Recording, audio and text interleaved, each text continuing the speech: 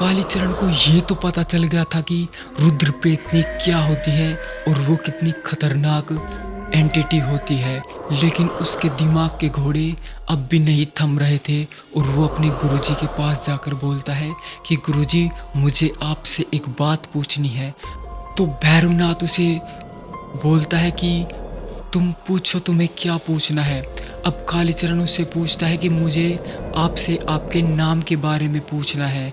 आप मुझे ये बताइए कि आपका नाम क्या बचपन से ही भैरवनाथ है या फिर आपका नाम बाद में आकर बदला। तो भैरवनाथ उसे बताता है कि इस नाम के पीछे भी एक बहुत बड़ी कहानी है। जब मैं 15 साल का था तो मैं अपनी बहन के घर शादी में गया हुआ था। वहाँ पर सब इतने व्यस्त थे कि किसी के पास एक दूसरे से बात करने का भी टाइम नहीं था, क्योंकि वहाँ पर लड़की की शादी थी और बारात भी आने ही वाली थी। तभी वहाँ पर एक साधारण कपड़ों में एक व्यक्ति आता है जिसको मेरी बहन का ससुर अपने साथ अंदर लेकर आता है और सभी उनके पैर छू रहे थे। जो उनसे ज़्यादा उम्र के बुजुर्ग लोग थे वो भी उनके पैर छू रहे थे और उनके पास थोड़ी ही देर में जमावड़ा हो गया।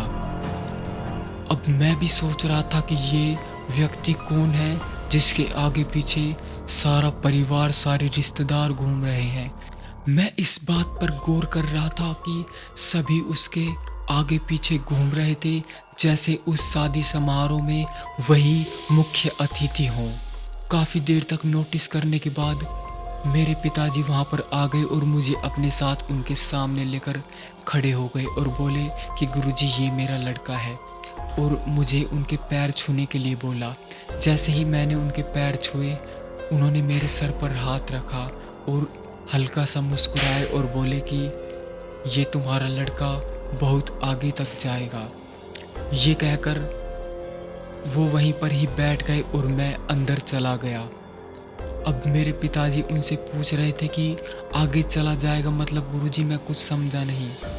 तो वो मेरे पिताजी से बोलते हैं कि समय आने पर आपको सब समझ में आ जाएगा।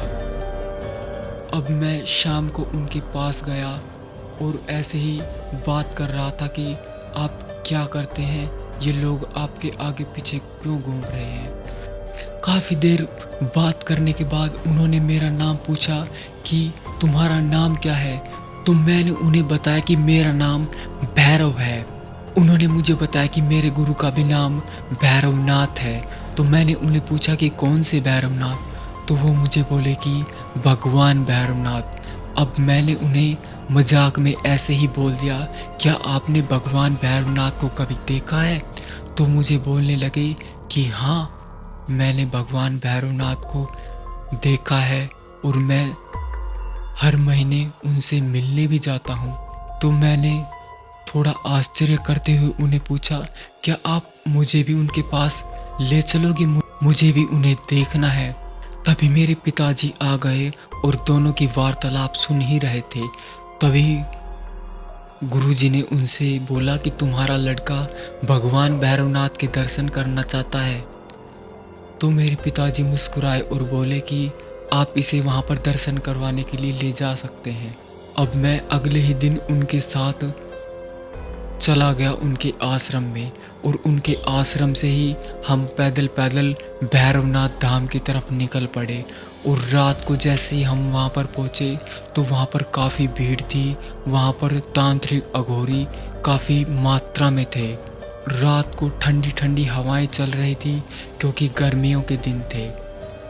अब मैंने उनसे पूछ लिया कि भगवान भैरवनाथ कब आने वाले हैं। तो वो मेरी तरफ देखकर बोले कि भगवान भैरवनाथ तो हमेशा यहीं पर ही रहते हैं, बस ये हमारे नज़रिए की बात है कि हम उन्हें कैसे देख सकते हैं। तो मैं उन्हें बोला कि लेकिन मुझे तो वो दिखाई ही नहीं दे रहे।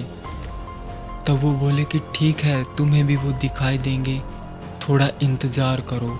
अभी रात के 3 ही बजे थे कि वहाँ पर ज़ोर ज़ोर से ठंडी हवाएं चलने लगी और ऐसे लग रहा था जैसे कोई डमरू बजा रहा है। बहुत ज़ोर ज़ोर से डमरू और घुंघरों की आवाज़ आ रही थी और मैं तो जैसे डर कर सहम गया। वो मुझे बोले कि भगवान भैरवनाथ अपने रुद्र रूप में है और वो अपने धाम की रक्षा नकारात्मक ऊर्जा से कर रहे हैं। तो मैंने उन्हें बोला, क्या मैं अब इन्हें देख सकता हूँ?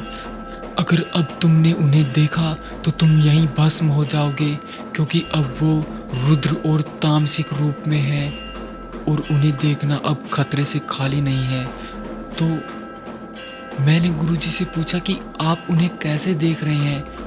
तो गुरुजी ने मुझे बोला कि मैं उन्हें अपने मन की आंखों से देख रहा हूँ। तो मैंने उन्हें पूछ लिया कि मैं भी उन्हें अपनी मन की आंखों से देखना चाहता हूँ, क्या उन्हें मैं अपने मन की आंखों से देख सकता हूँ? तो गुरुजी बोले कि अगर तुम कठोर तपस्या और मेहनत करोगे तो एक दिन तुम भी अपनी मन की आंखों से उन्हें देख लोगे। ये कहकर वो चुप हो गए और ध्यान में बैठ गए और मुझे पता भी नहीं चला कि कब नींद आ गई और मैं सो गया।